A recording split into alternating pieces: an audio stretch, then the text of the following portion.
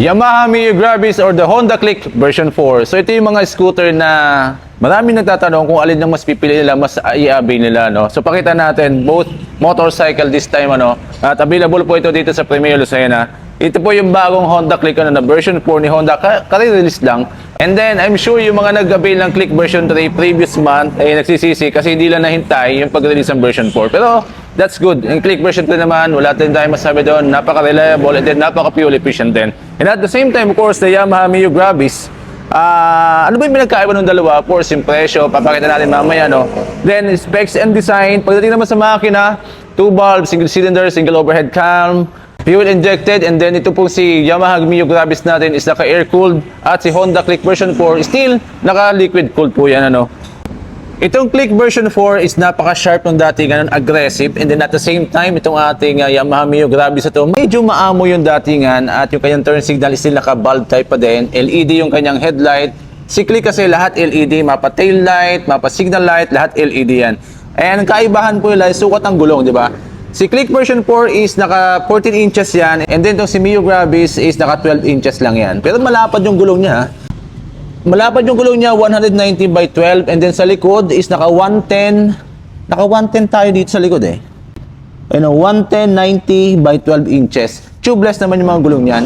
And then si Click version 4 is naka 180 by 14, yung unahan niya is 90-80 by 14. Ito yung looks nila sa likod, oh. Ito yung pinagkaiba nila pagdating sa design sa likod, oh. Sharp talaga ang datingan ni Click version 4. Ito kasi medyo maamo ang datingan ni Mio Gravis. Pagdating naman sa seat height, almost same ang dalawang yan. Ang isang kagandahan kay Mio Gravis, yung kanya pong tangke is nandito na. Ayan, di ba? Kung kayo po ay nagdi-deliver, di ba? Laging may sakay na mabibigat, na hindi natin maalis kung pag tayo nababiyahe. Hindi na kailangan pa bumaba kasi ito po yung tangke niya. Ayun, no? Less hassle, di ba? Then of course, yung ating fuel and seat buttons katabi ng ating ignition. Wala kasing standard dito na available sa Premeo kasi naka-avail na. Itong ating Click V4 na to is Smart Edition. Ito po yung keyless. Ayun, oh. Diba? Ang ganda, oh. Si Click V4, of course, tayo po naka-Type C ready. Na port dito na medyo may kalaliman. At kasya yung cellphone, kasya yung wallet natin. Si Gravis naman, may kalaliman din dito, oh. Kaya lang wala siyang cover. At yung kanyang port, yan po, hindi pa siya Type-C. Yan, hindi pa siya Type-C. May sabitan din tayo. And then, ito po yung kanyang footboard, oh. Medyo hindi masyadong spacious. Unlike kay Click, spacious yung kanyang footboard. Si Mio Gravis, may idling system tayo. Pwede yung i-on, pwede yung i-off. So nakakatulong yan upang maging mas matipid sa gasolina, no? In case matraffic yung daan o kaya sa mga stoplight, so automatic nag-go-off yung engine. And then, pihit lang tayo ng throttle, ay handa na ulit tayo. Same kay Honda Click version 4 na Smart Edition, may idling system na tayo. Pareha sila naka-digital meter panel, si Click at si Gravis, no?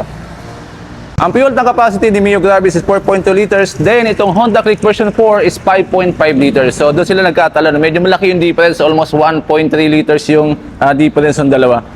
Sakin natin si Mio Gravis kung ano ba yung riding position natin dito. 5'11 tayo. Ayan, no? Lapat na lapat. Almost same yung height nilang dalawa. Almost same.